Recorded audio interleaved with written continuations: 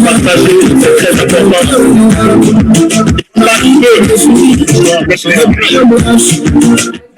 Il est clair, restez connectés.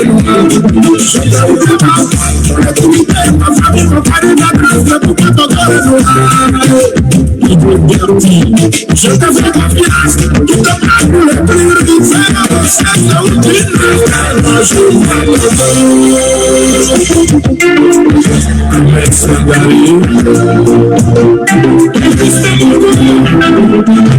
mon ami qui me sourit, qui a de belles blanches, mais il s'est donné, et qui te fait ton cœur noir.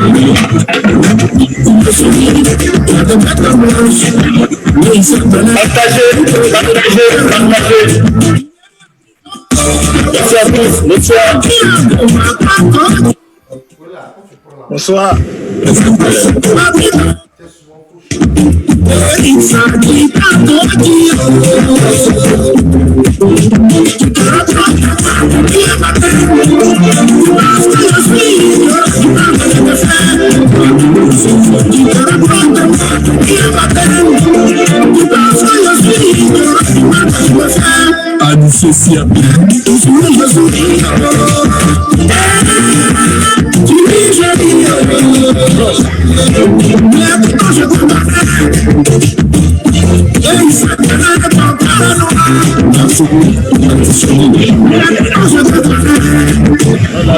Bonsoir mes petits frères parfaits de Kubasa. Bonsoir à tous, bonsoir mes abonnés. Bonsoir tout le monde. Bonsoir.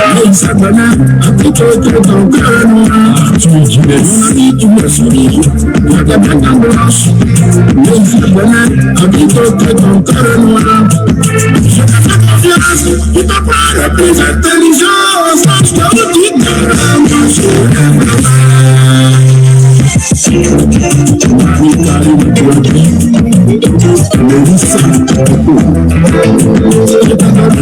Salut François est attendu.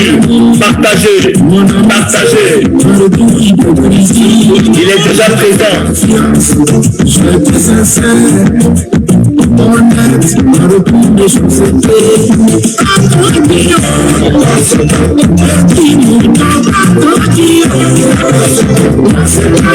mes respects à Julien et Philo.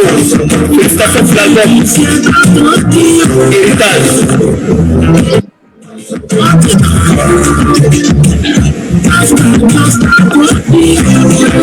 Partagez, il parle peu, il est discret, et aujourd'hui, il est là pour pas faire son match. J'espère que vous avez passé une bonne journée aujourd'hui. C'est important de partager.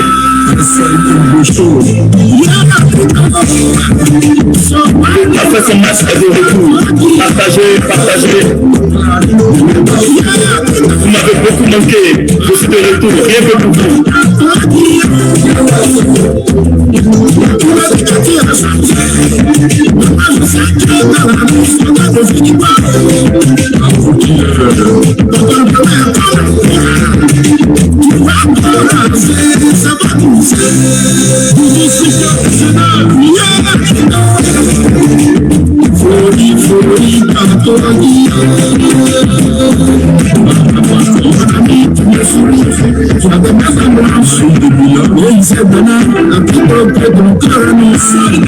Mon ami, tu me souris, tu as des belles blanches, mais il s'est donné un plutôt que ton cœur noir.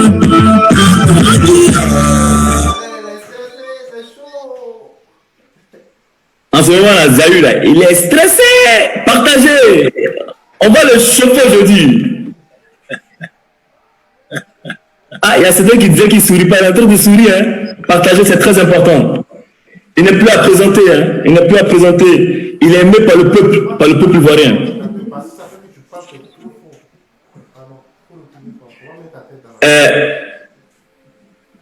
Je vais commencer cette émission. C'est vrai que j'ai pour habitude sur ma page de rendre hommage aux personnalités qui m'ont marqué de leur vivant. Vous avez dû voir des publications intitulées « Célébrons les vivants ». Je me permets aujourd'hui de déroger à la règle de l'écrit pour faire un « Célébrons les vivants » ici et maintenant. Coach, devant toute la nation, devant tous ceux qui suivent ce Copa Show ce soir, je voudrais vous rendre hommage. Merci, coach. Merci, coach. Merci de nous avoir fait vivre l'une des plus belles cannes en 2012.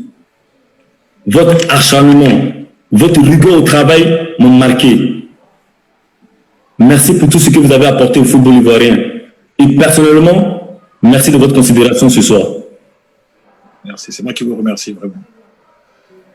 En tout cas, c'est un honneur pour moi vraiment d'être avec toi, d'être avec vous ce soir avec tous les fans pour dévoiler une petite partie cachée de notre personnalité. Mais c'était vraiment une vraie joie d'être avec toi, de te revoir et puis voilà. D'accord. Que je sais qui nous permet de mieux nous connaître. Ok. Sans plus tarder, nous allons débuter notre match. Mais quand je ne sais pas que tu es prêt là, parce que je ne vois pas la cravate là. Je ne vois pas la cravate. Non, j'ai mis. On a mis une personne. Style maison. Non, là, j'ai enlevé la cravate. Je disais que aujourd'hui, on ne voit pas la cravate orange là. Là, on est en mode maison, mode de relaxation. D'accord, on voit un djellaba là. Voilà, c'est ça. D'accord, coach. Coach, on va commencer cette première mi-temps. Coach, tu as pris les rênes de l'équipe nationale de la Côte d'Ivoire en 2010, alors que tu étais encore peu connu en tant qu'entraîneur. Comment s'est passé ton recrutement à la tête de la sélection ivoirienne? Oh là là, c'est une longue histoire, hein, parce que là, c'est la question à laquelle je ne m'attendais pas, mais je suis obligé de répondre. Non, c'est-à-dire que depuis 2002, je me suis déplacé, je suis venu voir le président Jacques Anouma et je lui ai dit, président, on était en 2002, hein, que voilà, je sais que la Côte d'Ivoire cherche un entraîneur et si vous avez vraiment besoin, je suis disponible. Ça, c'était en 2002. Maintenant, et donc, depuis 2002, on a eu un contact qui était un contact de Tony, mais vraiment, il est culotté parce que entraîner la Côte d'Ivoire sans avoir une grande expérience de club, c'était un peu osé.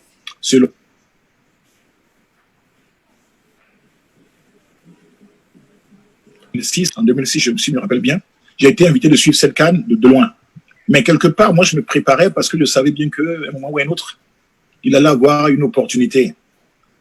Et quand j'ai vraiment postulé, j'ai rencontré le président, il m'a demandé quel était mon projet. Ça, c'était juste un peu avant qu'il me nomme après. Donc, on était deux candidats. Mais c'est vrai que à l'époque, c'était vraiment très difficile pour le président de nommer un ancien joueur ou un local entraîneur vis-à-vis de la pression qu'il y avait autour. Je sentais dans notre échange qu'il y avait déjà un rapport, il y avait une interrogation. Voilà, donc c'est pour dire qu'effectivement, c'est une histoire qui a commencé en 2002. En 2006, et juste un disque pour que ça se concrétise. Mais c'est vrai qu'il y a eu des moments où j'ai été aussi, je suis parti à Abidjan après pour m'occuper de l'Africa Sport. Ça, c'était, je crois, en 2005.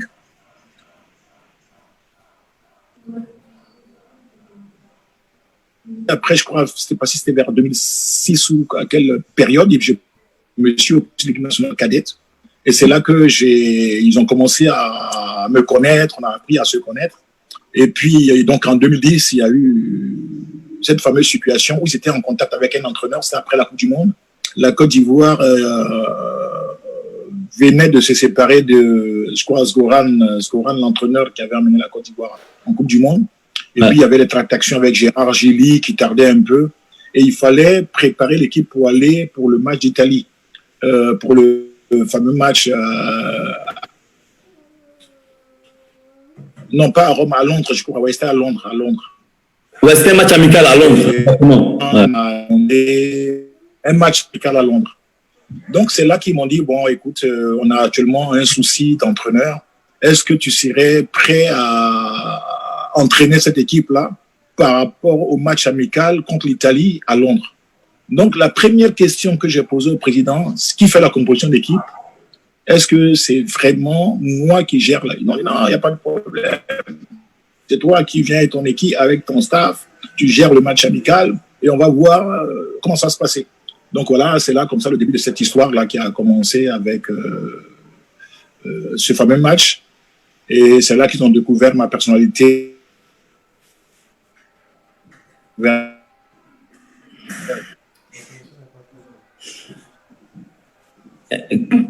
Allô, on a un souci de connexion avec le Côte Zawi. Coach, vous m'entendez? Non, je pense que non. Moi, je vous entends très très bien. Oui, mais moi, je vous entends très très bien. Oui, nous, on va continuer, coach. Vous avez parlé que vous êtes arrivé à Londres pour ce premier match avec l'équipe nationale et c'est là qui a débuté. Quand vous êtes arrivé dans cette équipe nationale de Côte d'Ivoire, il y avait des joueurs avec une renommée internationale qui évoluait dans des grands clubs tels que Yaya Touré, Didier Drogba, entre autres. Pour toi, qui était peu connu à l'époque en tant qu'entraîneur, comment as-tu réussi à dompter toutes ces personnalités fortes? Non, ça dit qu'au départ, ça dit que c'est vrai que les gens, ils étaient pas... Ça dit, même les joueurs, pour eux, j'étais juste un intérimaire.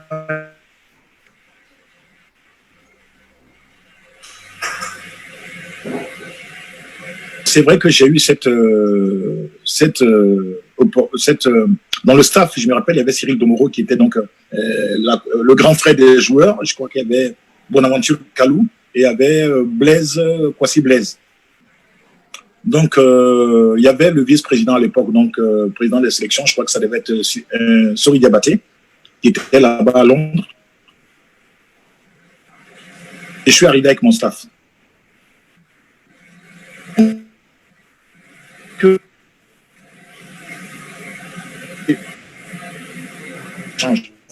Donc, j'ai reçu à l'époque, donc ce match Didier n'était pas là. J'avais Kolo qui était là. Et je pense que tout est parti de la discussion avec Kolo. Donc, j'ai dit à Kolo Touré, tu es mon capitaine sur ce match. Mais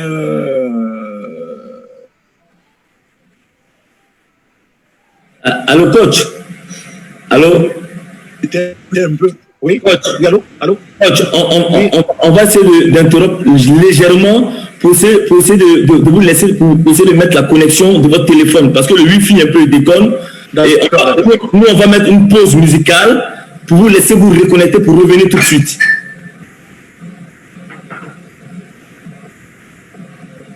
Restez connectés. Le temps qu'on puisse régler la connexion, on va partir en musique juste un peu. Ok. Bon, on va faire la connexion du téléphone. Vérifier. La connexion Wi-Fi la déconne un peu. Voilà, donc on partit avec le téléphone. Essaie de régler ça, tu fais voilà.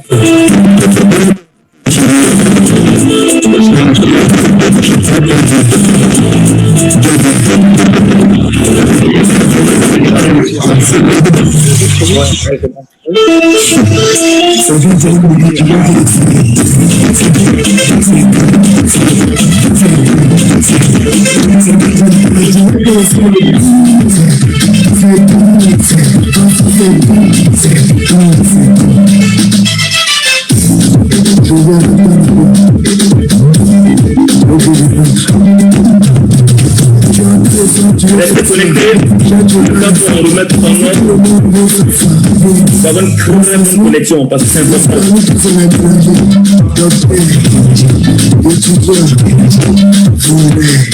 Il y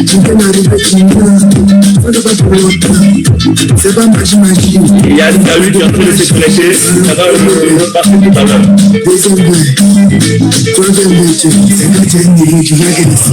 Alors, je pense que c'est mieux là. Tu m'entends bien? Ouais, coach, on t'entend. Là, c'est parfait. Ouais. Voilà, coach. Parce qu'au départ, la connexion était un peu plus compliquée. On avait difficile à vous entendre. Coach, est-ce que vous pouvez réexpliquer comment est-ce que vous avez intégré la sélection ivoirienne? Non, j'ai postulé comme chaque candidat.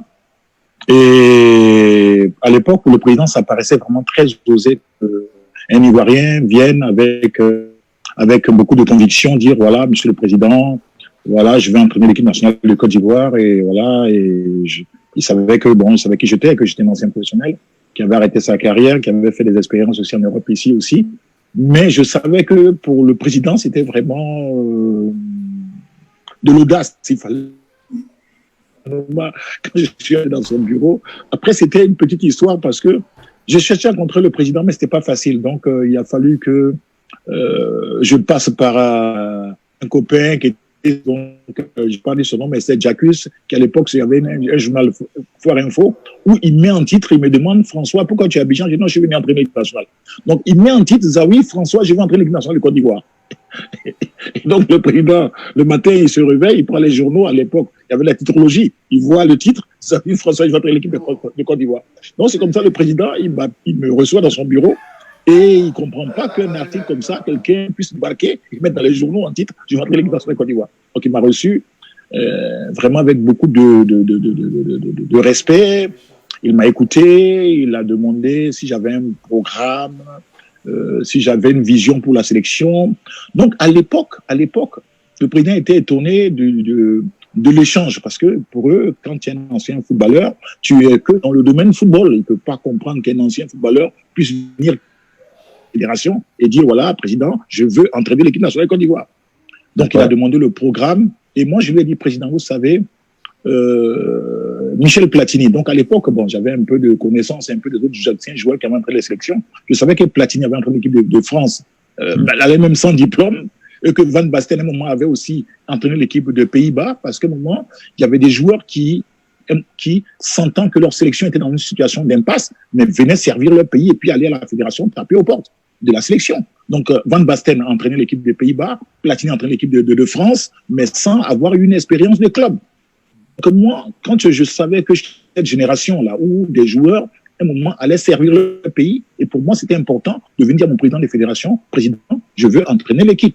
Donc, c'est vrai que c'était osé de dire je veux, parce que pour eux, c'est comme si tu es prétentieux, tu es orgueilleux, tu te prends pour qui, tu débarques comme ça, et puis voilà. Donc, dans le projet, quand on a discuté, il m'a demandé quel était le programme. À l'époque, on avait des compatriotes à nous. Il y avait Maman Ouattara qui était à Montpellier, Bamené Alain qui était à Toulouse. Je lui ai dit voilà, il fallait aussi que dans notre programme de politique technique nationale, il fallait nommer un DTN, parce qu'à l'époque, l'entraîneur national était même pas DTN. Donc, on a Yo Martial. Donc, dans l'échange, il a vu que j'avais vraiment un projet que je lui proposais. Donc, ça, c'était vraiment avant 2006. Donc, il fallait qu'en Côte d'Ivoire, à un moment, on comprenne que l'entraîneur national pouvait être entraîneur, mais il fallait nommer un DTN. Il y avait un groupe d'anciens pros qui étaient prêts. Maman Ouattara, paix à son âme, était à Montpellier. Alain Bamené était à Toulouse. Donc, quand j'ai cité tous ces noms, il a dû se dire, mais attends, monsieur jeune homme, là, mais je sentais dans le regard du président que, voilà, monsieur Petit, il a l'air un peu culotté, hein, il est un peu trop sûr de lui. Coach, vous parlez de culotté, on va en revenir vers là d'abord, mais tout d'abord, votre première chance, c'était le match contre l'Italie. Oui. L'Italie des Barotelli, vraiment la grosse équipe d'Italie, hein, c'était pas une équipe d'Italie qui revenait de la Coupe du Monde de l'Afrique du Sud, là.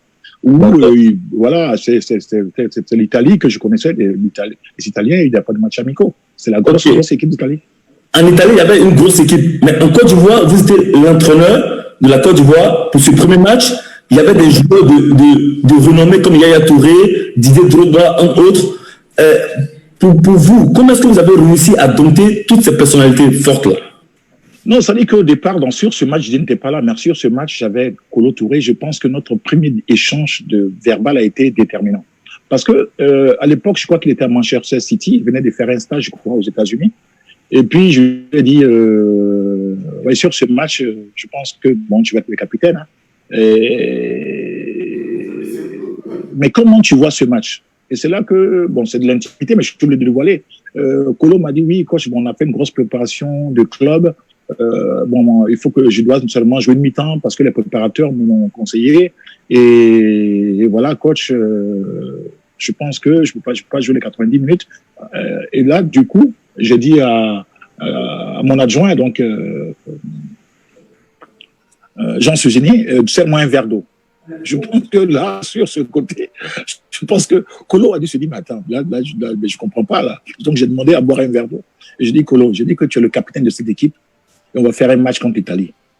Tu peux pas me dire que tu vas faire une mi-temps. Tu ne peux pas décider de jouer une mi-temps. C'est l'équipe nationale de Côte d'Ivoire et tu es le capitaine. Et un capitaine ne descend pas du bateau tant que le bateau n'arrive pas à bon port. Je sais qu'avec le club, on fait une préparation où tu souhaiterais jouer une mi-temps. Mais là, je te dis que la Côte d'Ivoire, le capitaine de la Côte d'Ivoire ne peut pas me dire qu'il va faire une mi-temps. Dans l'échange de Kolo, en ce moment précis, j'ai vu son regard, mais ce coach, il est culotté quand même. Hein. Mais il y avait quand même du respect. Mais je sentais que pour moi, le capitaine de l'équipe ne peut pas décider du temps de jeu, ne peut pas me dire qu'il va faire une mi-temps. Donc j'ai senti dans le truc de Kolo pour dire, mais j'ai vu dans le premier échange, mais ce mec il débarque d'où? C'était vraiment une intimité. Lui et moi, on était dans le bureau. Et il est allé réfléchir, il est revenu. Il m'a dit, ben, coach, écoutez, si vous voulez que je joue tout le match, ben, je serai là tout le match. J'ai dit, Kolo, tu sais, je vous ai observé jouer en sélection, vous avez joué longtemps en sélection, mais l'équipe nationale, elle ne fait pas des matchs amicaux. Elle joue pour gagner. Donc là, quand je lui ai dit ça, Kolo a eu de la réflexion. Maintenant, il fallait après que je m'adresse au groupe. Dans le groupe, effectivement, il y avait Yaya,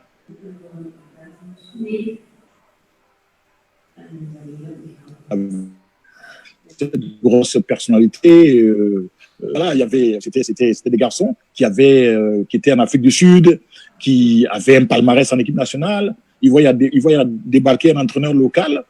Et le premier échange avec vous, je me rappelle bien, on était à l'hôtel et puis je vous ai fait marcher un peu sortir de l'hôtel pour qu'on ait une marche en dehors de l'hôtel. Et on a fait une marche donc le matin, on est parti en dehors de l'hôtel et je vous ai dit voilà, comment vous percevez ce match? Qu'est-ce que vous attendez de moi sur ce match? Donc j'ai vu dans ma question que les joueurs vous attendiez à ce que je vous parle tactique, technique, un peu comment on allait évoluer. Ils se disent, attends, ce coach, c'est quoi ça? Ils nous demandent pourquoi on est en sélection, qu'est-ce qu'on est venu faire ici? Et je pense, je ne sais pas si c'est Eboué ou quelqu'un qui a dit, mais coach, on est venu jouer contre l'Italie. Et donc c'est là que je dis, non, on n'est pas venu jouer, on est venu battre l'Italie. On n'est pas venu jouer. On joue pour gagner, on est venu gagner l'Italie. Donc j'ai vu dans le regard des joueurs qui se disaient, mais attends, monsieur coach, là, il sort d'où, il débarque d'où, et puis nous parle un peu avec beaucoup d'assurance, avec beaucoup de conviction, que lui, il est venu battre l'Italie. Je leur ai dit, attention, je connais l'Italie, j'ai joué en Italie, j'ai été pro en Italie, et les Italiens ne font pas des matchs amicaux. Les Italiens, ils sont venus pour nous battre. Donc nous, on va battre l'Italie. Et je pense qu'en ce moment-là, même les joueurs qui étaient en face de moi, se sont dit, mais waouh, ce type, il ne nous dit pas qu'on va jouer technique. Il veut battre l'Italie. Je dis oui, je suis venu pour combattre l'Italie. Je me rappelle à l'époque, donc, il y avait le grand frère, les grands frères des joueurs. Il y avait Bonaventure Kalou qui écoutait mon discours. Il y avait donc Cyril Domoro qui était là. Il y avait un peu Kwasi Blaise et vous étiez là. Il y avait le docteur, il y avait le staff. Ouais. Et j'ai vu dans le regard du staff, au moment où j'ai senti autour de moi que ces mecs, ils devaient se dire, mais attends, mais il dit qu'il veut battre l'Italie. Mais attends, mais à la limite, il n'y a que lui seul qui y croit. Et en ce moment-là, je vous ai programmé pour qu'on gagne l'Italie. Et j'ai senti dans le groupe une certaine prise de conscience qu'on est là pour battre l'Italie. Et contrairement au truc du match, il y avait certains joueurs avec qui j'ai échangé. Les Faye Mers, qui n'est pas malheureusement pas entré dans ce match, mais peut-être quelqu'un avec qui que j'observais dans sa carrière à Nantes, avec qui j'ai discuté. Je lui ai dit, tu sais, sur ce match, je te ferai peut-être pas jouer, mais j'ai besoin de te faire confiance. Et bizarrement, ce match Kolo qui devait faire une mi-temps, il fait tout le match et c'est Kolo qui marque le but. Et coach, revenons à ce match et nous avons battu l'Italie 1-0. Mais coach, tu es venu avec un nouveau projet, avec une nouvelle philosophie, un nouveau coaching. Comment tu décris ta signature ou ta philosophie en matière de coaching? C'est-à-dire que j'ai eu le temps, comme je vous ai dit, j'ai eu le temps d'observer l'équipe nationale. Même la Coupe d'Afrique avant, au Ghana, j'étais dans la tribune, j'ai observé la génération, j'ai vu, on avait du talent, on avait des joueurs qui étaient dans les grands clubs. Mais l'avantage, je veux dire,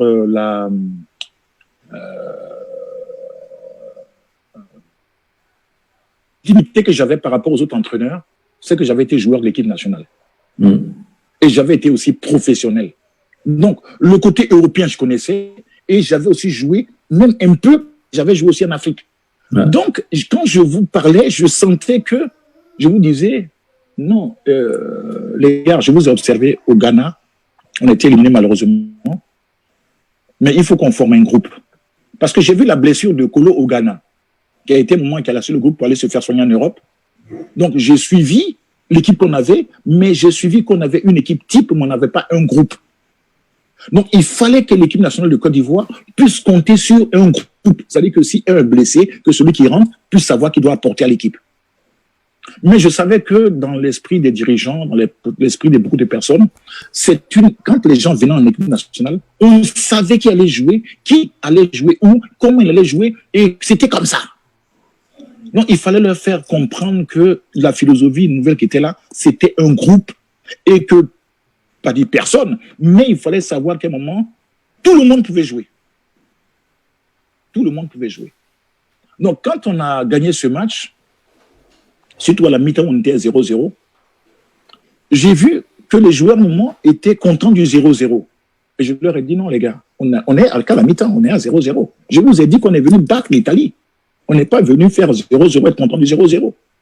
Et ce qui m'a frappé dans la prise de conscience des joueurs, c'était qu'ils ont pris possession de ce match. J'ai vu l'équipe de Côte d'Ivoire dominer l'Italie, mais presque, j'allais dire, presque balader cette équipe. Je me suis aperçu que quand les Ivoiriens prennent confiance et jouent en équipe, mais ils sont irrésistibles. Mais il fallait leur dire que cette équipe, c'est vous, elle vous appartient. Mais il faudrait pas chercher à faire du jeu pour du jeu, mais se dire de jouer pour gagner. Et je pense que ce jour-là, le message est passé. Mais comme je n'avais pas encore signé de contrat, les dirigeants m'ont écouté parler dans les vestiaires, ils m'ont vu m'adresser aux joueurs. Et c'est là maintenant que le président Sori Diabaté devait rendre compte au président Jacques Anouma. Il y avait les anciens qui étaient là, ils se sont dit, attends, waouh, on a vu le coach là parler aux joueurs, on n'avait jamais vu ça. Donc à un moment, après ce match, maintenant, chacun rentre chez lui. Et c'est là maintenant qu'il y a ce délai de réflexion. La fédération se dit, mais attends, c'est pas vrai, là, ce qu'on a vu, là, il a parlé aux joueurs, les joueurs ont adhéré, mais est-ce qu'un Ivoirien, un local, peut entraîner cette équipe? Je voyais toujours qu'il y avait un point d'interrogation. Mais les gens qui étaient dans ce vestiaire d'Italie avaient compris que l'équipe de Côte d'Ivoire, quand elle est soudée, elle est imbattable. Donc, les gens de la fédération, je veux dire les décideurs de l'époque, je leur ai mis, j'allais dire, un os entre les dents. Ils devaient maintenant décider de faire un choix. Je savais que ce n'était pas facile parce qu'à un moment, il fallait maintenant choisir parce qu'ils étaient en discussion avec Gérard Gilly. Et puis, à un moment, ils voyaient que ça traîne un peu. Et puis, on me dit, écoutez, coach, vous allez être le coach de notre équipe nationale. Ce serait vous le coach. Et vous avez été le coach, et même vous êtes parti à la première Coupe d'Afrique en 2012, cette Coupe d'Afrique même qui a été presque parfaite, 0 but encaissé et de belles révélations, comme Gosso Gosso, que j'ai même reçu il y a quelques semaines dans le Copa face au match. Coach, comment est-ce que tu l'as repéré, ce Gosso Gosso? Non, Gosso Gosso, tu sais, on a un réseau, quand on est entraîneur, on a un réseau. Gosso Gosso, à l'époque, il était à Monaco, il n'était même pas titulaire, hein, mais il était quelqu'un que j'avais vu faire un match, mais avec du cœur, avec de la... C'était un peu comme les gens, Gattuso, ça y est, c'est des gens, paix à son âme comme Tioté, c'était des mecs qui ne lâchent rien. C'est des mecs de devoir. C'est comme si tu confies un os à un chien et tu sais que le saut, une fois qu'il a l'os, mais il faut lui arracher l'os. Il l'a dans la main. Donc, moi, dans mon souci de cohésion d'équipe, je me dis, mais c'est vrai, on a des joueurs techniques, mais il faut qu'on ait aussi des joueurs qui sont prêts pas dire à mourir sur le terrain, mais à tirer cette équipe-là dans la mentalité de l'agressivité. Ça veut dire que c'est pas mon côté italien qui ressortait, mais je voulais qu'on ait des joueurs aussi par rapport au projet qu'on avait, qu'on ait des choix, de montrer que nous, parce que moi, tu sais ce que je vais te dire comme secret, c'est que quand j'étais joueur, à un moment, j'ai des amis aussi qui sont, camerounais, Antoine Bell, par exemple, et puis Jacques Songo, Roger Milan, on discute, on dit, oui, vous, la Côte d'Ivoire, vous êtes des bons joueurs, mais vous n'avez pas de mental. Et donc, quand mes copains me disaient, non, vous avez des joueurs techniques, tout ça, et puis moi, j'ai joué contre le Cameroun, vous avez des bons fonds de jeu, vous jouez, mais mentalement, vous n'êtes pas fort. Et moi, je prenais ça comme un coup de poignard, c'est-à-dire, en tant que joueur, je me disais, mais comment? Mais c'est vrai, ils ont raison. Ils ont raison. On a le beau jeu, mais on n'a pas la gagne. On n'a pas ce truc. Donc, moi, quand je suis venu, j'avais ça en moi, de vous transmettre ça. Mais il fallait que je crée l'électrochoc. Et puis, bizarrement, c'était sur toi, c'est tombé. Je t'ai vu, je dis, copain, voilà, tu sais, j'ai un projet pour cette équipe. Il faut que je fasse une cohésion de groupe. Et que quand on a une voiture, qu'est-ce qu'on regarde en premier? Et tu m'as dit, tu te rappelles pas, tu m'as dit, coach, moi, je regarde le carburant, si je peux rouler la voiture, si la voiture a déjà du carburant. Je dis, oui, tu as bien parlé, mais est-ce que tu regardes, il faut voir aussi si on a une roue de secours. Parce que si on doit aller loin, c'est pas en chemin quand on va crever le pneu qu'on va voir si le pneu est gonflé. Donc, tu m'as regardé, tu as dit, mais qu'est-ce qu'il veut me dire? Je dis, non, on a un gardien numéro 2, qui est Yeboah, que j'ai jamais vu en situation. Donc, Kopa, tu es le gardien numéro 1, mais il faudrait que toi aussi tu acceptes la concurrence, il faut que je voie Yeboah en situation. Et j'ai vu ton humilité, ça dit que tu as été le premier joueur, quand je regardais, qui m'a dit, mais ce type, qu'est-ce qu'il me raconte? Je suis le seul professionnel. Mais tu étais un, tu peux me dire, mais coach, je suis pro, je suis à Béveren, l'autre c'est un local, il joue à la SEC d'Abidjan, et tu veux le faire jouer en sélection, et moi remplaçant, tu n'as pas dit ça. J'ai vu ton humilité. J'ai vu, tu étais le premier joueur à accepter, parce que même Yaya aussi a accepté, j'ai vu Kolo a compris le discours, que je voulais former un groupe de 23 joueurs. Et ce qui m'a plu dans votre manière d'accepter ce challenge, c'est que vous êtes approprié le projet. Je te voyais à l'échauffement, quand tu chauffais Yeboah, tu l'encourageais. Et puis je me dis, mais waouh, un gardien numéro 1 qui a fait la Coupe du Monde, qui a cette carrière pro, qui accepte d'être remplaçant et qui va donner une chance à son numéro 2 et qui adhère au projet. Donc, c'est pas parce que tu es devant moi que je lance des fleurs, hein. Mais déjà, quand j'ai vu que tu as accepté la concurrence, je me dis, écoutez, maintenant les gars, on va aller dans ce projet collectif. Il faut que chacun sache qu'on doit former 23 joueurs. Mais je connaissais aussi l'ego des joueurs. Je savais que les joueurs, il y a ce qu'on dit et il y a ce qu'on vit. Donc voilà, donc tu as été parmi les premiers qui ont vraiment, dans beaucoup d'humilité, ont accepté l'idée qu'il fallait qu'on forme un groupe. Mais malheureusement, tu sais, l'Ivoirien a un problème des fois de gestion j'allais dire quand il arrive au sommet. Quand Yeboah a commencé à faire 3 matchs en équipe nationale, j'ai vu ses discours à la presse, j'ai vu un peu, je me suis dit, Kopa va pas lâcher le morceau. Je parlais, mais j'ai dit non, Kopa faut pas lâcher le morceau parce que Kopa, il est là, mais Yeboah, c'est pas que Kopa a faim. Et j'ai aimé la mentalité que tu avais, c'est-à-dire après les 3 matchs, quand Yeboah était en situation de gardien numéro 1, il n'a pas compris que j'étais en train de former un groupe. Et donc, quand toi, tu es revenu dans l'équipe, mais tu n'as plus lâché le morceau. Mais nous, on savait que si toi, tu avais un problème, Yeboah était là, il pouvait te remplacer. Parce que c'est depuis le Ghana, quand il y a eu la blessure de Kolo Touré au Ghana, et qu'on était en pleine Coupe d'Afrique, et qu'il y a eu une certaine panique, je me suis dit non, François, si jamais tu es l'entraîneur de cette équipe, il faut que tu crées un groupe. Il faut que mentalement, ils sachent que chaque joueur peut jouer. Mais il ne faut pas qu'on fasse un groupe de 11 titulaires, mais il faut qu'on ait 23 joueurs. Voilà un peu la genèse un peu du projet qu'on a mis en place au niveau de la sélection. Et je pense que ça a bien marché. On va rester toujours en 2012. Il y a Didier Drogba qui a dit ceci. La CAN 2012 était notre meilleure CAN. avec Yo Martial, vous êtes les deux entraîneurs ivoiriens à conduire les éléphants en finale de la Coupe d'Afrique des Nations. Didier compte mettre tout en œuvre pour permettre aux entraîneurs locaux de pouvoir réussir avec la sélection nationale. Toi qui connais les rouages du football ivoirien, coach, quel est ton avis sur sa candidature? Non, c'est vrai que, tu sais, je vois la Côte d'Ivoire à un moment de loin. C'est-à-dire, je ne suis plus dans les bois sacrés. C'est-à-dire, bon, c'est vrai que Dieu merci, j'ai fait la sélection du Niger où j'ai pu voir les choses de loin. Dieu merci, aujourd'hui, je suis donc en Centrafrique et je vois les différents candidats, je vois un peu. Je pense qu'il faut encourager. C'est-à-dire que quand moi, je prends mon cas et je prends le cas de Michel Platini, je prends le cas de certaines personnes qui ont un moment voulu apporter à leur pays ce qu'ils avaient comme savoir. Donc, je ne dis pas que... Mais en Côte d'Ivoire aussi, on a des gens qui ont aussi de l'espérance. C'est-à-dire que, tu vois, Sori Diabaté, le président Idriss Diallo, Didier Drogba, je pense que chacun peut apporter à cette équipe la compétence. Mais ça dit qu'à un moment, nous, quand on voit quelqu'un arriver, on se dit, le gars, il n'a pas d'expérience, le gars, il n'a pas de comme ci, il n'a pas de comme ça. Macron, qui veut dire le président de la République française, n'a pas dirigé un pays, il est devenu président de la France, et il dirige aujourd'hui les pays de la France, et on est plus âgé que lui, et il est le président de la République française. Il n'y a que chez nous qu'on a le complexe de l'âge, le complexe de dire le type il est nouveau, le type peut-être qu'il peut pas. Ça c'est typiquement africain parce que bon, nous on est dans une mentalité où quand on voit pas la détermination, la foi des gens, ce qu'ils peuvent apporter. Donc moi j'encourage des joueurs qui veulent aider. J'encourage les joueurs parce que moi, on m'a donné aussi cette opportunité de travailler, de servir le pays. Donc, je pense qu'aujourd'hui, des gens comme Didier, même des gens qui ont l'ambition de la sélection, comme je sais que c'est une élection, il faudrait qu'ils aillent dans une certaine clarté, qu'ils fassent l'élection tranquillement, et que, comme on dit, que le meilleur gagne, mais qu'ils comprennent que chacun d'eux peut apporter ce qu'il peut apporter. Mais il faut que ça se fasse dans la fraternité.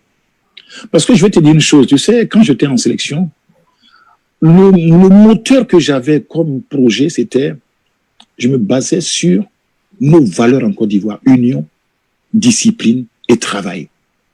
Et quand j'écoutais l'hymne national, chers Ivoiriens, le pays nous appelle. Si nous avons dans la paix ramené la liberté, je me disais, mais est-ce que les gens prennent conscience de ces paroles? Union, discipline, travail. On doit être unis, discipliner, travailler. Le pays, c'est l'emblème du pays. On ne peut pas aller dans la division, dans les blablabla, dans les comme ça, est-ce que c'est là, est-ce que c'est là. Donc, moi, tout le monde sait l'amour. C'est pas les Ivoiriens. Pourquoi les Ivoiriens m'apprécient beaucoup et je les aime aussi? Parce qu'ils ont vu que j'étais loyal et je jouais carte sur table. Je n'ai pas triché. Je n'ai pas triché avec eux. Et que quand j'étais avec les joueurs savaient que je trichais pas. C'est vrai que j'avais cette rigueur dans le management, mon côté italien où l'entraîneur est le mystère. Dans cette sélection, quand on m'a confié l'équipe, je peux te dire que je remercie le président Jacques Anouma et le président Sidi Diallo. Jamais avant un match, ils m'ont demandé qui joue et qui va sortir. Ils m'ont laissé travailler. C'est pour cela que je remercie aussi les dirigeants, les joueurs, mais le public. Ça dit qu'à un moment, les journalistes, eux aussi, ils se sont posés des questions. Mais est-ce que ce mec-là, il peut gérer cette équipe? À la première conférence de presse, je leur ai dit, écoutez, quand on a un permis de Renault 5, quelqu'un qui a un permis de conduire, même s'il a conduit une Renault 5, il peut conduire une Ferrari. Le code de la route, c'est le code de la route. Donc, c'est là qu'ils se sont dit, mais attends, ce petit, il est culotté quand même. Hein. Comment il peut parler en disant que oui, celui qui a un permis de Renault 5 peut conduire une Ferrari? Je voulais leur dire juste que faites confiance à la jeunesse ivoirienne. Faites confiance aux jeunes qui sont derrière là. Ils sont pleins de foi, ils ont plein de détermination, ils peuvent bousculer les habitudes. C'était tout le message que je voulais que les gens comprennent. Et Dieu merci, ils m'ont donné la capacité et les moyens de travailler. C'est pour ça que je les remercie beaucoup. Ok. Coach, rien n'est impossible dans la vie. C'est-à-dire, vous avez fait sortir un problème tout de suite. Celui qui conduit une Renault 5, il peut conduire une Ferrari. Voilà. Ça, c'est sûr. C'est clair. Coach, une histoire de penalty. Une histoire de penalty qui a fait couler beaucoup d'encre. Oui, mes internautes, mes abonnés attendent la vraie version de François Zahui. Il a été dit que Didier ne devrait pas tirer le penalty en 2012. Lorsque la question a été posée même à Didier, il a répondu la seule personne qui est capable de répondre à ça, c'est le coach. Donc, coach, moi je vous pose la question. Est-ce que c'est vous qui avez désigné Didier pour tirer le penalty? Tu sais, Kopac était le gardien des buts et à chaque séance, dans les poules, on faisait des exercices de penalty. Et moi, dans mon esprit, j'avais 3 tireurs pendant les matchs. C'est-à-dire, j'ai toujours un plan A, un plan B et un plan C. Ouais. Mon premier tireur, c'était Didier. Mon deuxième, c'était Yaya. Et mon troisième, c'est Salomon. Et maintenant, la logique que je vous faisais, si le premier, il ne se sent pas, il laisse le deuxième. Si le deuxième ne se sent pas, il laisse le troisième. Donc, souvent, quand tu fais un management comme ça, où les joueurs, tu les mets en confiance et tu les laisses le choix, d'un moment, que le gars, il se sent pas. Parce qu'à un moment, il y a des moments où, face à une situation, le gars peut être dans une situation où il y a la pression qui fait qu'il est dans une situation où il ne le sent pas. Donc, pour cette finale, il y a eu beaucoup d'encre. Quand on a fait tous ces matchs de poule, il n'y avait pas un joueur qui a dit le coach, il a fait ci, il a fait ça, il a fait ci, il a fait ça. Moi, je sais que les Ivoiriens, je vous ai dit dans les vestiaires que je prends la défaite pour moi, allez-y tranquillement, soyez sereins. Quand il y a un problème, il faut toujours qu'on en fasse multi-problèmes.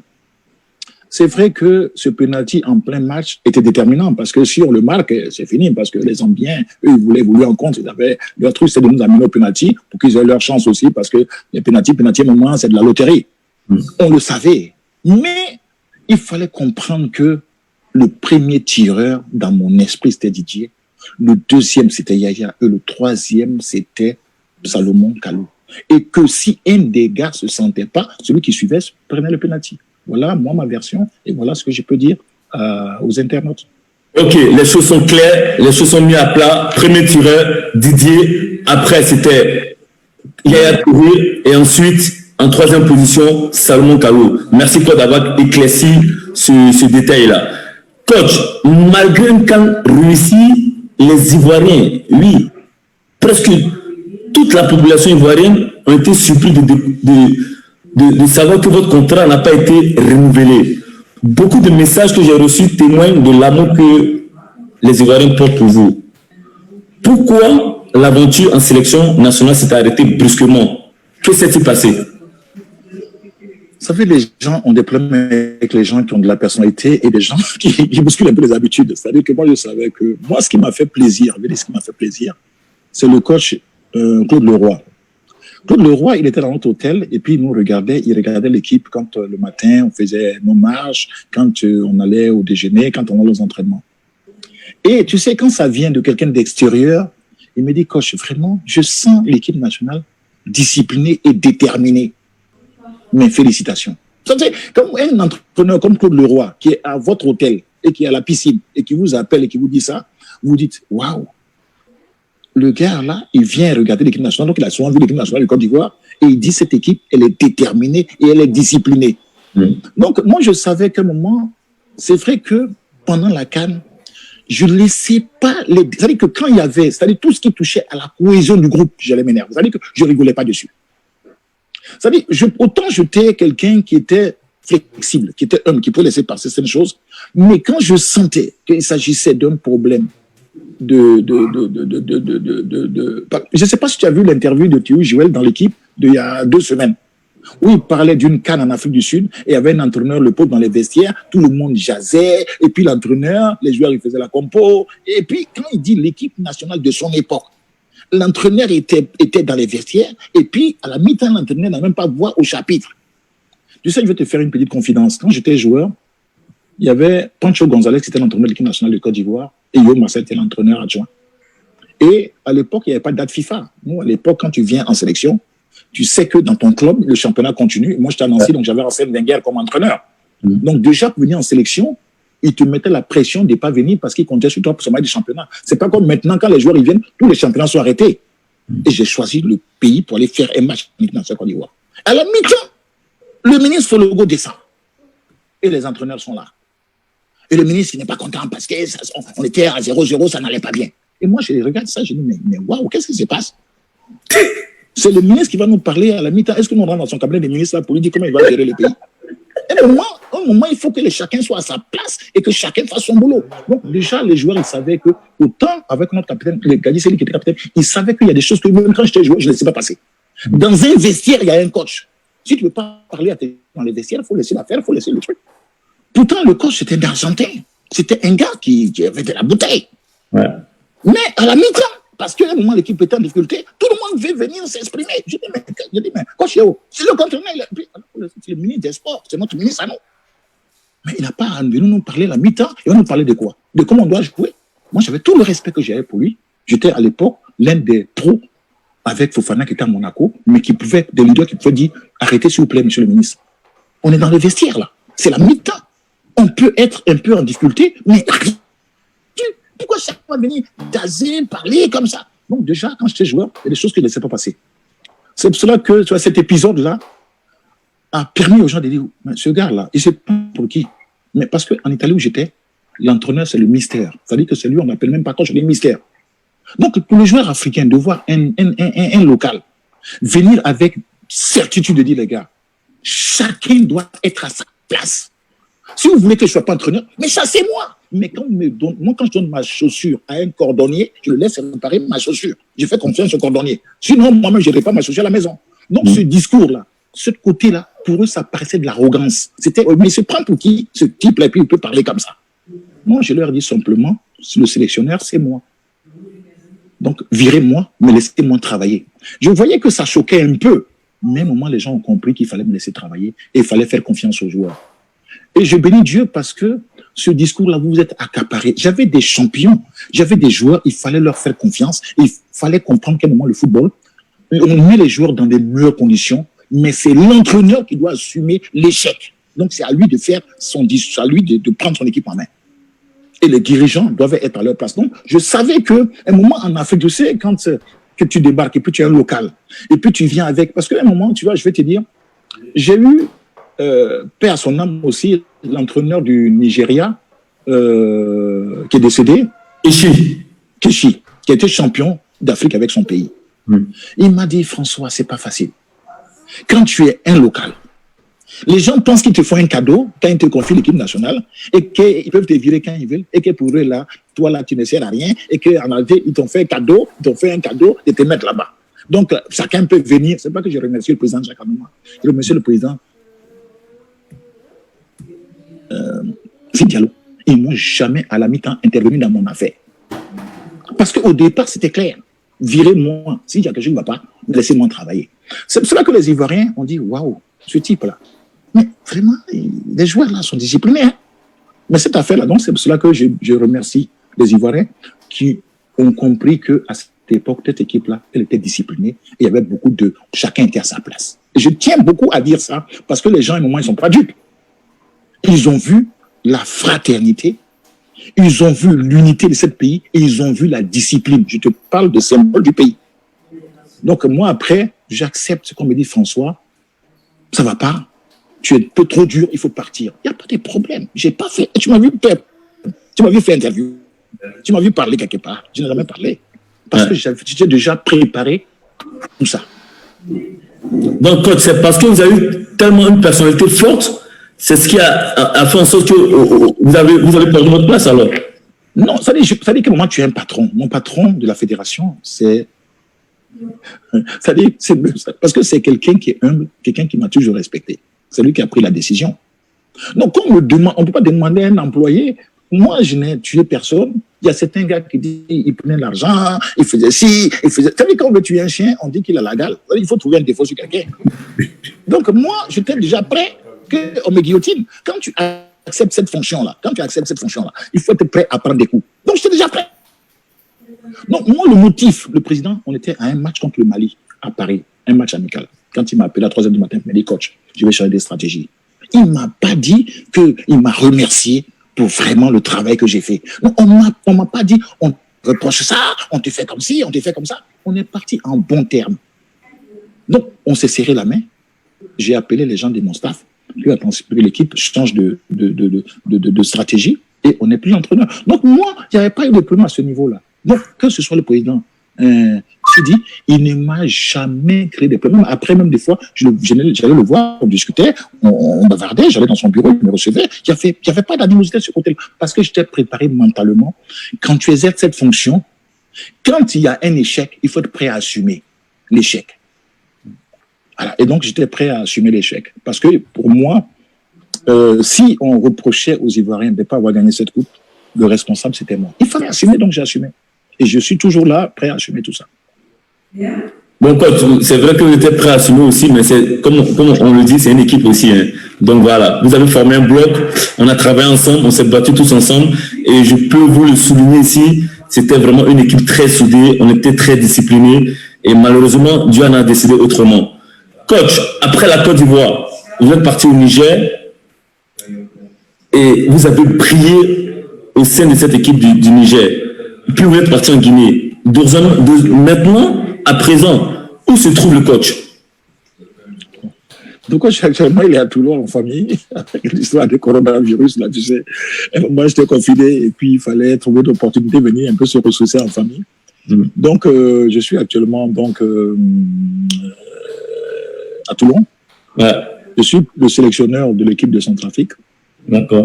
C'est vrai que j'ai des sollicitations avec des clubs actuellement des clubs actuellement qui me demandent de venir étudier des projets. Mais sinon, pour le moment, tout va bien, Dieu merci. La santé est là, je suis en famille, je suis actuellement à Toulon. D'accord. Et voilà. D'accord, coach. Coach, je pense qu'on a beaucoup parlé pour cette première mi-temps. On va faire une petite pause musicale de 30 secondes pour cette deuxième mi-temps.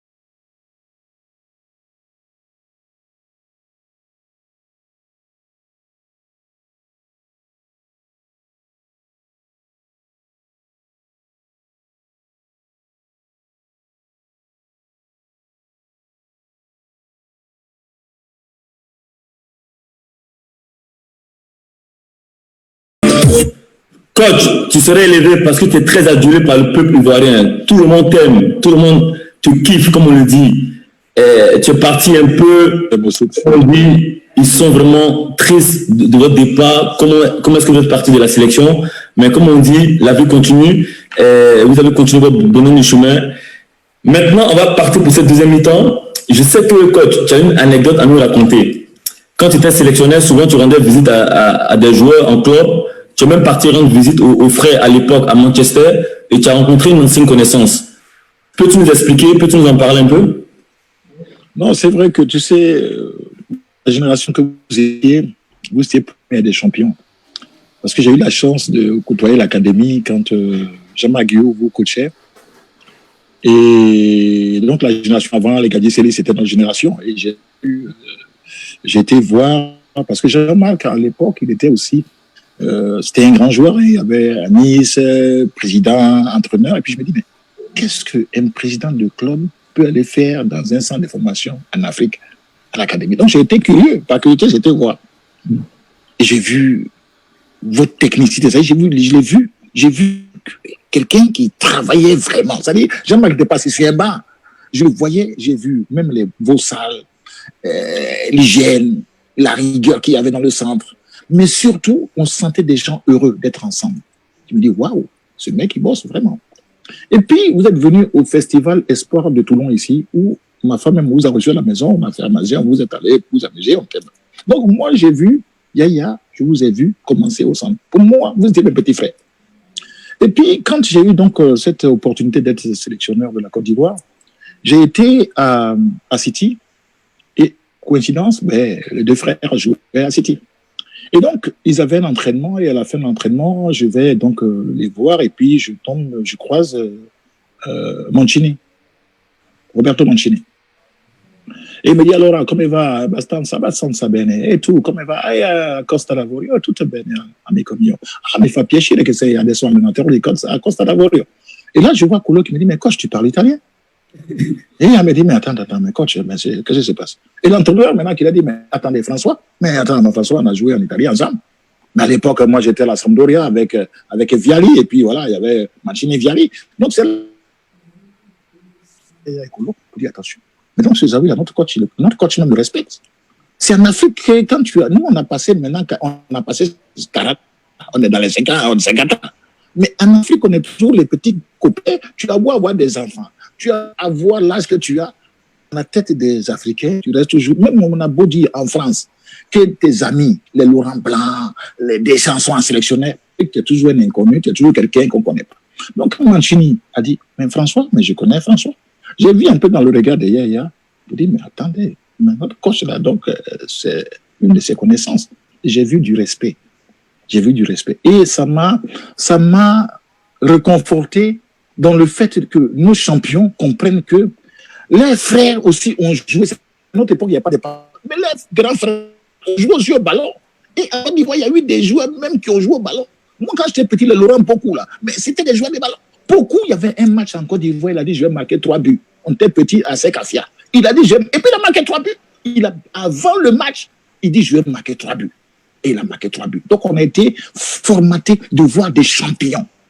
Mais ce qui me désolait un peu dans la nouvelle génération, c'est que quand votre génération est arrivée, on ne vous a pas montré que derrière vous, il y a eu une génération avant.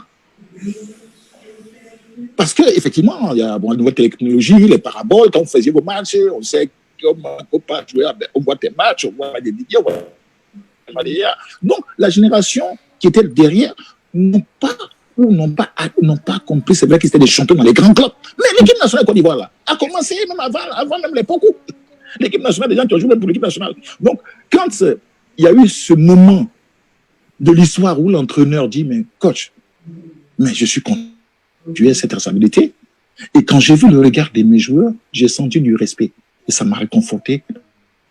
La deuxième anecdote, le lendemain, je marche avec Kolo et on croise Patrick Vieira, qui était un moment responsable des jeunes à City. Et il dit à Kolo, mais il dit voilà mon coach. Il dit, coach, félicitations, tout ça.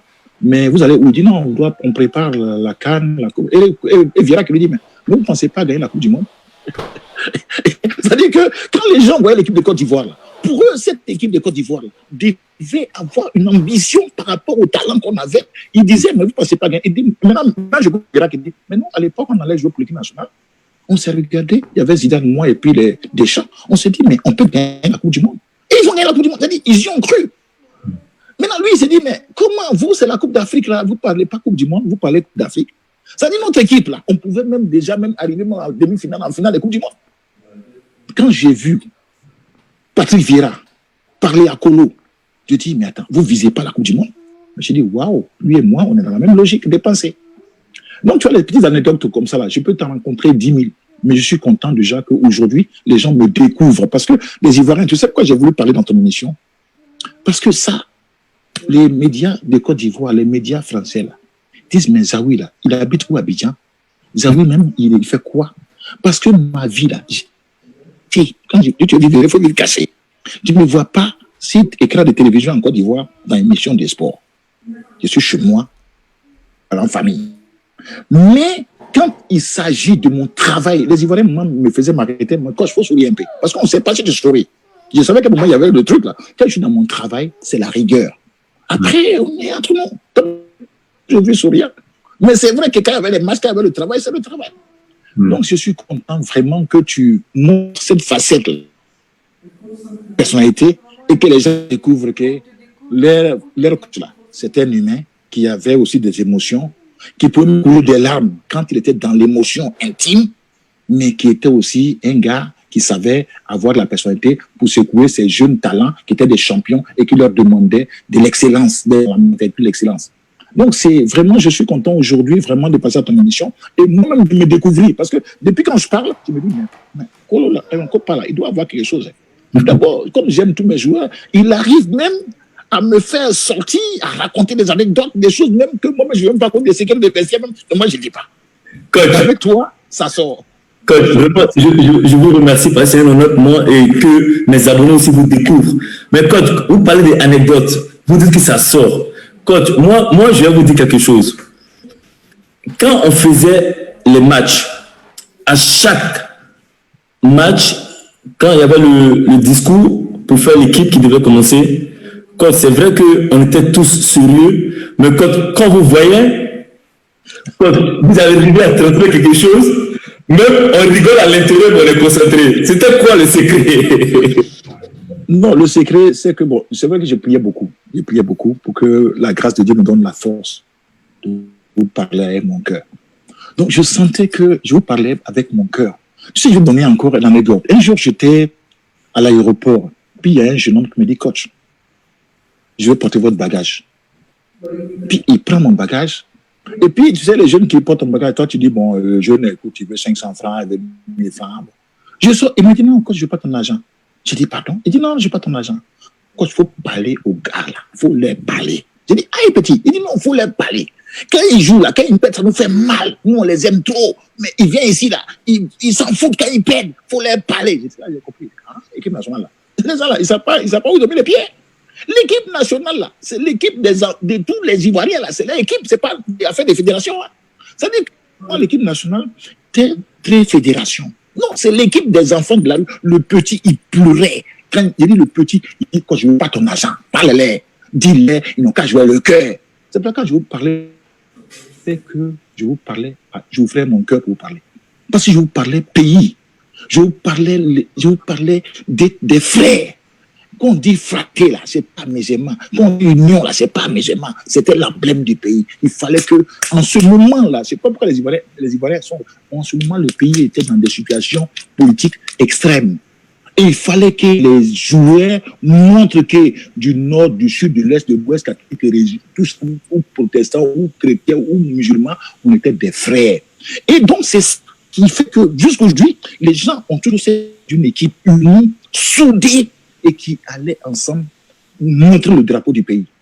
Parce que la situation, je ne sais pas si tu te rappelles, parce que les gens qui arrivent aujourd'hui en Côte d'Ivoire, non, ils n'ont pas vécu la transition, ils n'ont pas vécu ce qui était là. Et les joueurs, vous avez montré que le pays, là, on était unis. Et que partout où on allait, on représentait la Côte d'Ivoire unie. Parce que nous, c'était union et puis travail.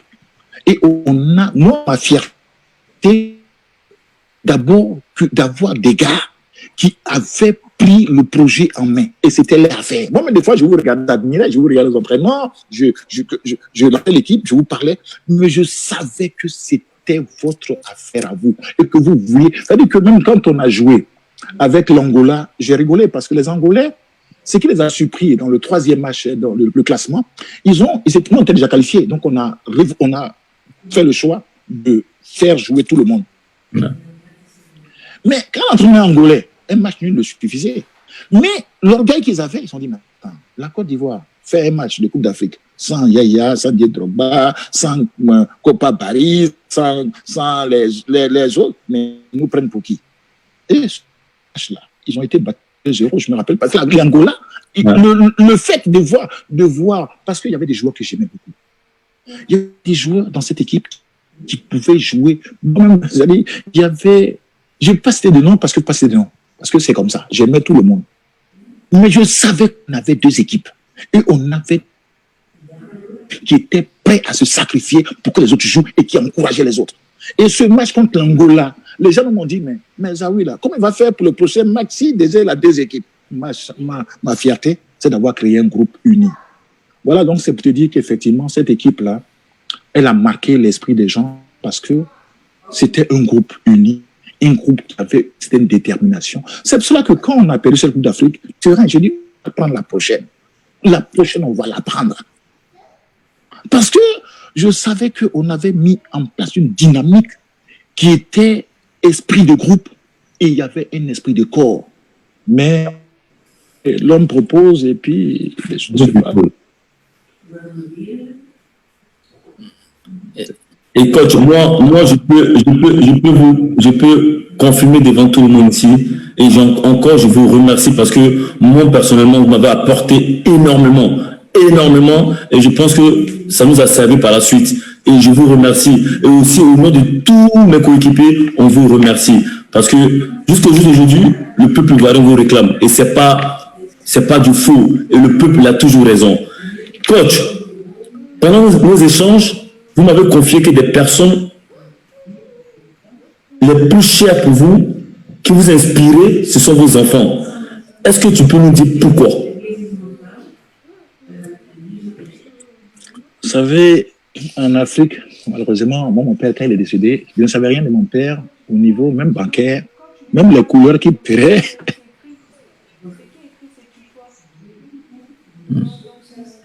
Et il m'a donné de l'amour. Monsieur, vous, il n'a jamais su réellement ce que je pense. C'est une famille heureuse. Dans notre famille, là, on est vraiment des frères, on est agrandis, on ne manque à rien. Mais tu sais, en Afrique, nos parents, quand on grandit entre les copains à côté parce qu'on est toujours les copains. Donc, quand on vient voir papa, c'est juste parce qu'on a besoin des cahiers, on a besoin d'école, on a besoin d'argent, on a besoin de ça. Et moi, j'ai vu mon papa aimer ses enfants. Et malheureusement, tu sais, quand Dieu te donne des enfants, j'ai dit quand malheureusement, quand tes enfants sont malades, ça te donne une force. Moi, Dieu m'a donné un enfant, quand je le regarde, je te confie ça. Cet enfant idéalise depuis sa naissance. Mais quand je le regarde, la force qu'il a, la force qu'il te donne, quand il va dialyser, tu te dis, mais waouh. Et puis, j'ai eu un deuxième qui était diabétique à l'insuline, qui était très, très doué pour le football. Quand je le vois se piquer tous les matins et ne jamais se plaindre, je dis, waouh, comment ne pas avoir une force? Donc, mes enfants, ma famille, mes parents, mes frères, mes soeurs, même mes amis des quartiers, quand je dans un quartier qu'on appelait Génuche, on avait une force qui venait du fait qu'on savait que on s'aimait. C'est-à-dire comment je peux dire ça? C'est-à-dire que quand tu aimes les enfants et que tu les lutter, tu sais qu'il y a des moments où il faut qu'ils prennent un médicament. Et que toi-même, tu dis Dieu merci, parce que ce matin, je les ai vus. Non, je vais te dire, on peut te dire tout ce qu'on veut te dire, toutes les choses, tu dis Dieu merci, parce que je suis un homme heureux. Donc, moi, tous les jours que Dieu fait, quand je les vois, je me dis non, François, sois un battant, parce qu'il me donne beaucoup d'énergie. Voilà. Et j'ai une famille aussi qui sont des gens simples. Mes frères, je sais qui regardent l'émission, hein. Ils sont à Abidjan, mes tontons, parce que je sais que tout le monde, quand ils ont su que il est dans Color et fait le match, ils ont dit, mais c'est quel match il va jouer là-bas? Donc, on ne peut pas faire son match. On peut pas faire son match. Donc, on va voir ce match-là. Est-ce qu'il va mettre balle à terre? Comment il va faire? Donc, je salue tous les gars, tous mes amis, tous ceux qui me sont chers, qui sont connectés. Parce qu'ils savent que la force, là, les enfants me donnent beaucoup de force. Mais de plus, je suis un croyant, je crois en Dieu. Et ma force aussi vient de la prière. Ok. On va apporter toute la force, toute l'énergie positive à la famille Zawi. Et c'est un réel plaisir. On fait un coucou aussi à tous les abonnés aussi qui nous suivent aussi, à tous les Ivoiriens, à tous ceux qui nous suivent dans tous les autres pays de l'Afrique ou du monde entier. Coach, on voit une personne qui est très sereine. À l'aube de tes 60 ans, est-ce qu'il y a encore des choses que tu n'as pas encore accomplies, mais qui font encore partie de tes rêves? C'est-à-dire, moi, j'aime voir les gens heureux. C'est-à-dire que quand je suis là, vraiment, tu sais, quand tu es croyant, on dit si tu aimes Dieu, il faut aimer les gens, il faut aimer ton prochain. Si tu aimes Dieu, il faut aimer ton prochain. Mais moi, c'est de voir des gens, quand tu es avec des gens, quand je vois des gens malheureux, des gens dépressifs, des gens, je me dis, oh, François, il faut encore, tu as encore du travail. Parce que la vie est tellement belle, mais de l'amour dedans, et si tu apprécies ce que Dieu te donne. Donc, nous, les Africains, on a tout. C'est-à-dire, quand je suis en Europe des fois, je veux manger escargot. Je veux manger escargot. Je veux manger crabe. Tout ça là, je vais dans les magasins, s'il n'y a pas crabe, il n'y a pas escargot. Même les atégués là, tu oublies de voir dans les boutiques spécialisées. C'est-à-dire, en Afrique, il y a tout. Il y a tout. Mais on a tout. C'est pour cela que je dis, François, si tu vois quelqu'un et rends-le heureux. Donc, mon souhait, c'est, nous, on est croyants, on dit, vous êtes la lumière du monde, vous êtes le sel de la terre. C'est-à-dire, au moment, quand tu es là, il faut que les gens qui soient à ton contact soient heureux et soient contents. Voilà, c'est ce que je vais accomplir. C'est-à-dire que si Dieu me donne encore, si Dieu me prête vie, que Dieu me donne la force encore, de devoir encore exercer, c'est même si je suis avec un clochard, que le gars soit heureux de l'instant qu'on va vivre ensemble. C'est ce que je veux accomplir. Ça, c'est encore mon rêve, ça. De rendre les gens heureux. D'accord. Rendre les gens heureux te rend heureux. Coach, entre nous, moi, je sais déjà la réponse. Mais il y a beaucoup d'Ivoiriens qui t'ont suivi de loin. Je pense que tu es une personne qui ne rigole pas. Et j'ai même eu des commentaires, tu vois, d'un internaute qui disait, dis-lui de sourire un peu. Qu'est-ce que tu as lui dit? Qu'est-ce que tu as dit sur la perception des gens qui, par rapport à ça, quoi, coach? Non, c'est vrai que, tu sais, il y a, quand tu es dans le domaine du travail, et cette stabilité, c'est-à-dire, les gens, c'est notre boulot de sélectionneur. C'est-à-dire qu'à un moment, c'est-à-dire, dans la vie, il y a deux moments où on joue l'hymne national. Le chef d'État vient, et quand une équipe nationale doit jouer, on joue l'hymne national. C'est-à-dire, ce n'est pas un amusement. Hein. Quand un chef d'État vient, et puis doit venir là, puis on lève le drapeau, puis on joue l'hymne national. Quand une équipe joue, on joue l'hymne national. Donc les gens, quand les joueurs ils voient l'équipe nationale, ce n'est pas de l'amusement, c'est du sérieux. C'est-à-dire, on est là, on est obligé d'être performant. On a une obligation de la joie aux gens, de leur apporter ce qu'ils attendent. Donc, c'est pour ça que dans le travail, quand j'étais dans le travail, j'étais dans du résultat. Donc, les gens disent, mais quand je souris un peu, je dis, mais à la fin du travail, là, on va être dehors, là, on va sourire, là, on a fait de travailler. Donc, c'est vrai que même moi, après la Coupe d'Afrique, là, les hôtesses, même des fois dans l'avion, me disent, mais coach, est-ce qu'on peut faire un selfie? S'il vous plaît, vous pouvez sourire. Je dis, mais vraiment, à ce point. Maintenant, c'est ma petite sœur. Écoute, ma petite sœur à Abidjan, un jour, elle m'appelle, elle me dit, vraiment, grand frère, tu sais, les copines même là, elles disent que toi, tu souris pas, mais tu es trop sévère, tu es trop dur. Je dis, aïe, je dégage cette image-là. Elle me dit, oui. Chaque match où l'équipe gagne, tu ne ris pas. Faire où tu ne souris pas. Quelqu'un marque bio, tu ne souris pas. Qu'est-ce que c'est pas? Je suis entré dans mon travail. Non, ma petite sœur, même quand elle disait à ses amis, mon frère là, même mes frères, ils disaient, mon frère là, il rit. Comment tu voyais qu'on rit? Ouais. Mais c'est vrai qu'il fallait que les gens comprennent que le travail des sélectionneurs, là, il faut être concentré parce qu'il y a beaucoup de paramètres autour. Quand tu es dans le match, tu ne peux pas te laisser distraire parce que tu dois être focus parce que nous, on doit trouver des solutions. C'est-à-dire quand ça ne va pas là, tu dois savoir tout le réglage. Donc tu es dedans. Même quand le match finit, tu es dans le prochain match. C'est-à-dire qu'on n'a même pas le temps, même des fois, même de savourer un match. Ouais. Et c'est quand tout ça finit que tu rentres à la maison, tu as encore un peu d'adrénaline. Ouais. C'est 2 jours après que tu peux sortir dedans. Ouais. Donc, je comprends les gens qui disent je ne souris pas, mais il faut les rassurer que le coach sourit. Ah oui, je souris.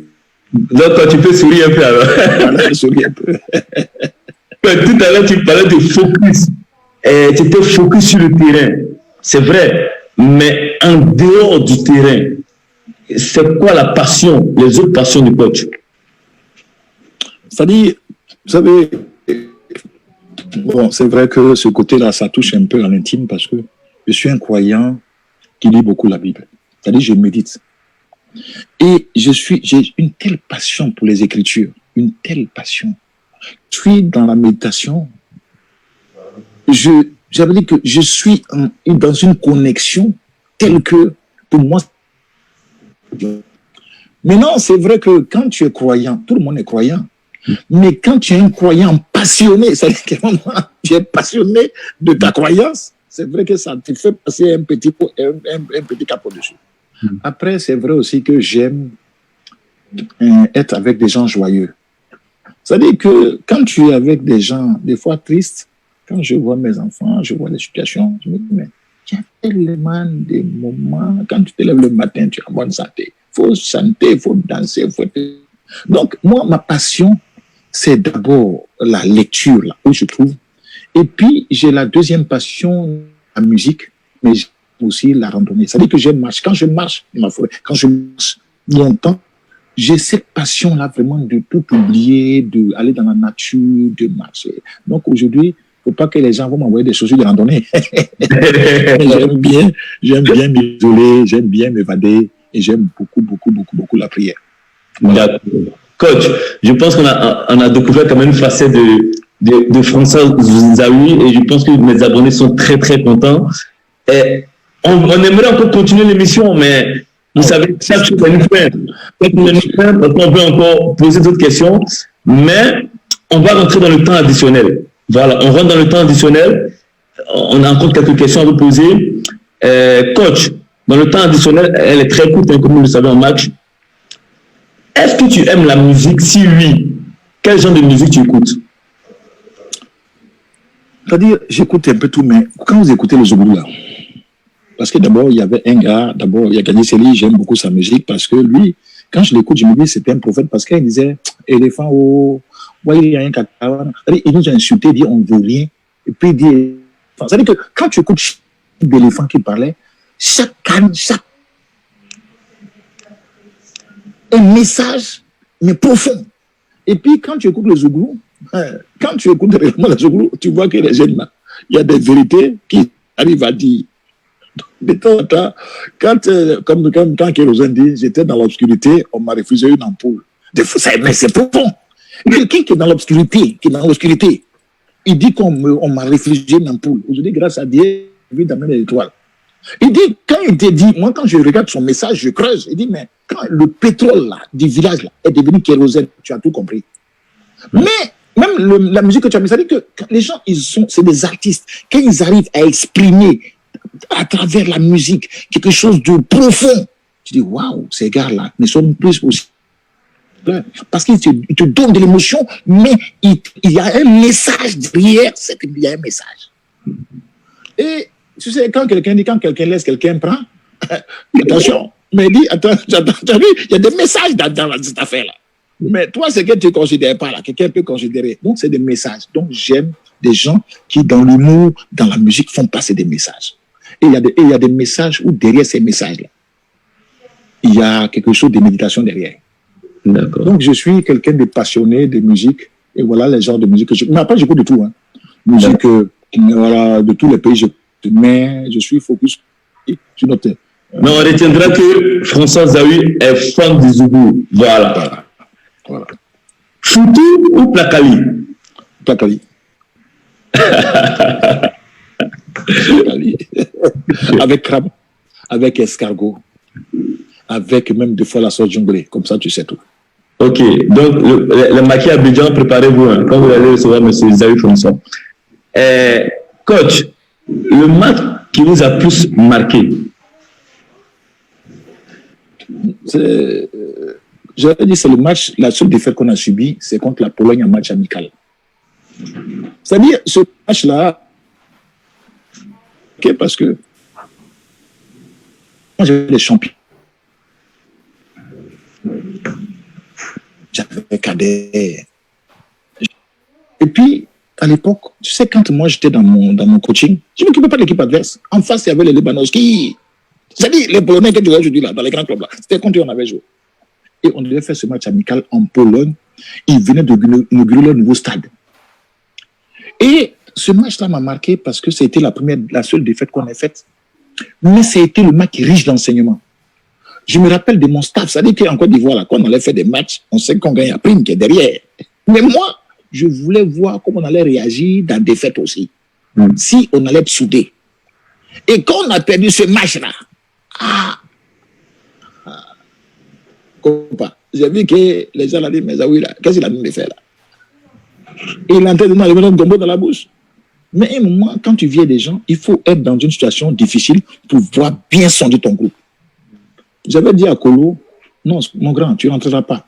Mais c'est là que j'ai vu la gagne. Quand on était mené, Kolo me regarde et me dit, mais coach, attends, coach, là, ça va se passer mal, là, coach. Là, il faut regarder bien ton affaire. Là. Et puis, comme j'avais pris la décision de ne pas le faire entrer, je n'ai pas fait entrer. Mais j'ai vu les mecs du banc là tressaillir parce qu'on est mené. Il dit, hey, François, tu as reçu ton travail. Les Ivoiriens commençaient à avoir la haine de la défaite.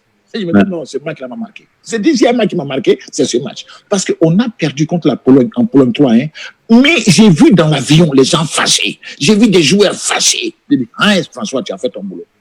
Si maintenant on a la haine, la défaite, ça veut dire qu'on peut gagner des matchs. Voilà, donc ce match m'a beaucoup marqué. D'accord.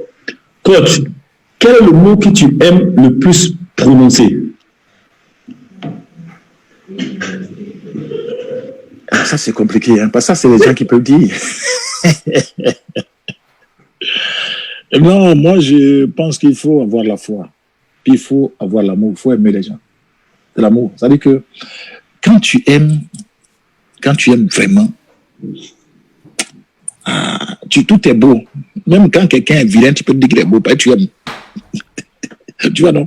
Donc, l'amour, là, vraiment, quand quelqu'un devient amoureux, là, il faut le laisser tranquille, parce que c'est comme ça, c'est de l'amour. D'accord. Donc, voilà, c'est l'amour. Ok, coach. Coach, tu as longtemps porté les locks. Où sont passés les cheveux, là? Non, tu sais, l'histoire de locks, là aussi, je vais te dire, parce que tu sais, nos moments, là, arrive un moment ou un autre, quand ils te voient jouer, là, ils regardent la télé, ils ne te reconnaissent pas. Donc, quand j'étais à Nancy, on était 2 Noirs, puis ma maman me dit, mais quand tu joues là, mais tu es quel côté? Parce que votre numéro, on ne voit pas. Donc, quand j'ai décidé de faire les locks, tu venais en sélection. Elle dit, ah, maintenant, quand tu joues, je te vois. Mais les gens, ils pensaient que j'étais Rastaman. Donc, il y avait l'anecdote avec Anthony Yeboah. On monte dans l'avion. Et puis, il dit, alors, man, comment tu vas? J'ai dit, tranquille. Parce que, tu sais, quand on est nous là, on avait des expressions tranquilles.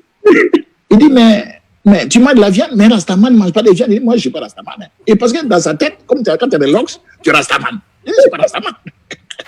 J'ai fait les locks là, parce que ma maman, quand elle regarde la télé là, elle ne me reconnaît pas.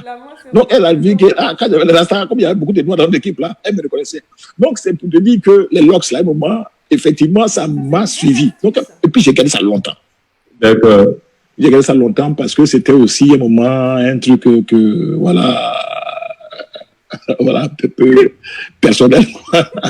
C'est une bonne astuce. Donc, le moment qu'ils ne reconnaissent pas les enfants, voilà, tu fais un truc à toi. Mettez les locks, alors. Non, tu fais un truc pour qu'on sache que mon fils est là-bas.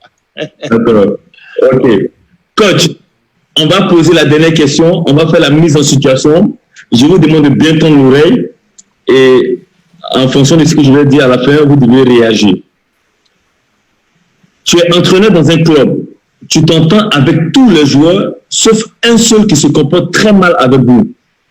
Un jour, ça part au clash. Ce joueur X te traite de tous les noms. Il claque la porte du club, te calomnie partout dans la presse. L'ennemi est déclaré. Tu es très en colère contre ce joueur et tu dis, petit, je t'attends au tournant.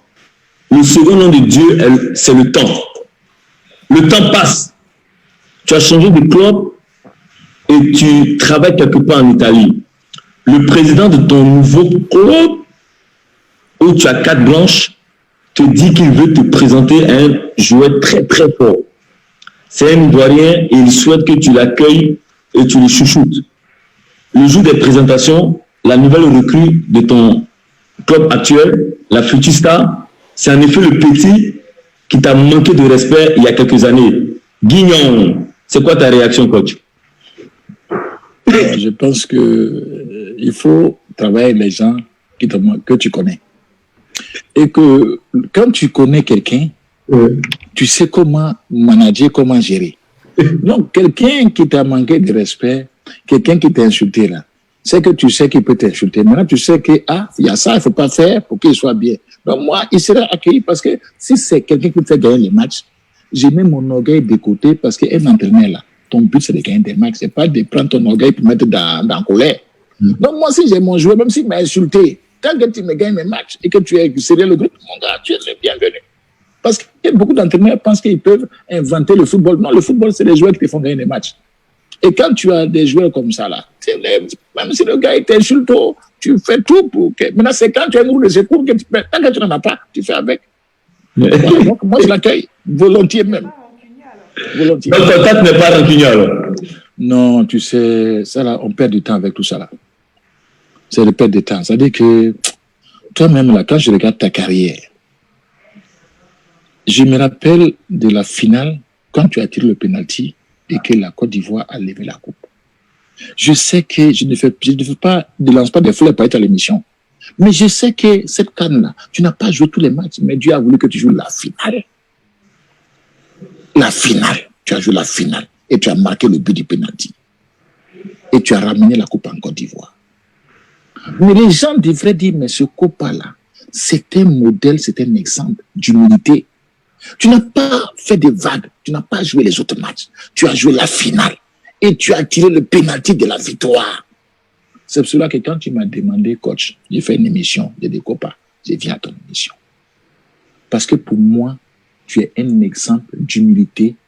Et puis même les Ivoiriens, là, doivent dire, Dieu merci, ce petit Copa-là, on l'a insulté, on l'a humilié, mais il n'a jamais répondu, il nous a amené la coupe.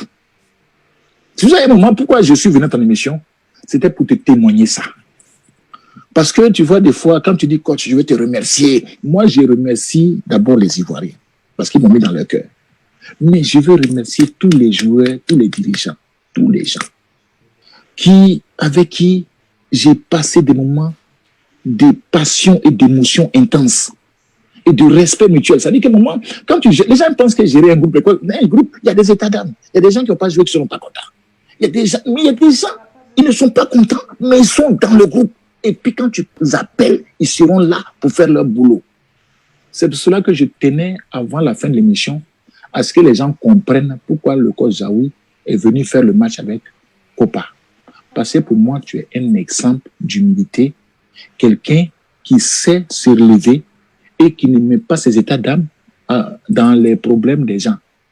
Et qui sait que le sport, là, c'est d'abord des valeurs collectives, l'équipe d'abord.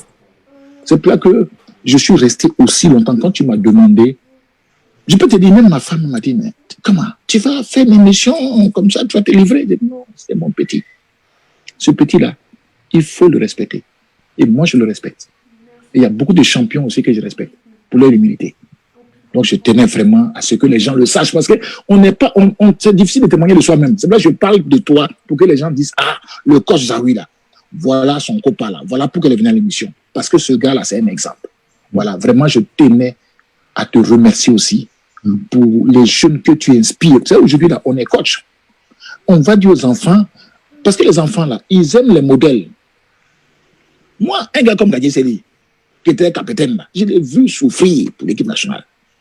Nous, on était au service de nos champions. C'est-à-dire, on avait la Blaise Traoré, on se mettait au service de ceux-là. Parce qu'on savait ce qu'on pouvait donner, mais on se mettait au service des autres. Et cette valeur que tu as là, je veux que les Ivoiriens, les joueurs comprennent qu'un joueur, il est au service de l'équipe. Et puis, quand l'équipe a besoin de lui, que ce soit 5 minutes, que ce soit 10 minutes, il faut que le gars il soit performant. C'est pour cela que ton émission, quand tu m'as dit coach, j'ai dit, mon grand, je serai là. Et que les gens, il faut qu'ils te découvrent toi aussi. Parce que toi, les gens, ils te voient toujours comme le joueur, mais tu es un homme, tu es un exemple. Voilà, je tenais vraiment à le dire. Et je te remercie vraiment pour le fait que tu m'aies considéré. Et je voulais aussi te renvoyer l'ascenseur. Coach, vraiment, vos mots me touchent énormément. Je vous remercie à nouveau. Et vraiment, il y a le peuple ivoirien qui vous aime aussi. Il y a le peuple qui vous regarde ce soir. Vous parlez peu. Et si vous avez un message pour eux, c'est maintenant. Non, tu sais, comme moi, mon truc, c'est l'amour, là. Les Ivoiriens n'ont qu'à laisser par là. Les Ivoiriens, même là, nous, c'est la paix. Les Ivoiriens n'aiment pas par là. Les Ivoiriens, là, c'est un pays d'hospitalité. Si j'ai un message, là, il faut qu'on n'a qu'à s'aimer. On n'a qu'à vivre ensemble. Et comme tu dis là, c'est l'amour, love. C'est-à-dire, moi, j'ai un truc là. Les Ivoiriens, c'est un peuple fort. C'est un peuple très. C'est-à-dire que c'est un peuple envié. Quand tu vois les Ivoiriens, quand tu vois les pays, on dit, mais vous les Ivoiriens là, on dit, mais qu'est-ce qu'il y a dans vous les Ivoiriens?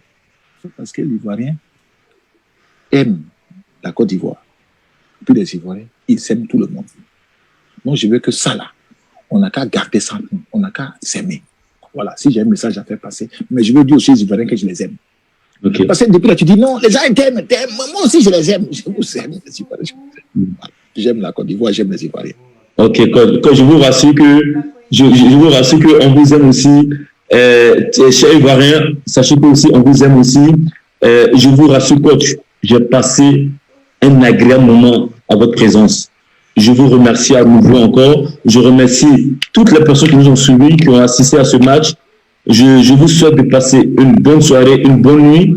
Rendez-vous pour un nouveau numéro de Copa fait son match dès la semaine prochaine. D'ici là, portez-vous bien. Que Dieu vous bénisse. Ciao, ciao. Ciao, ciao, ciao, ciao, ciao. Ciao, ciao. Merci.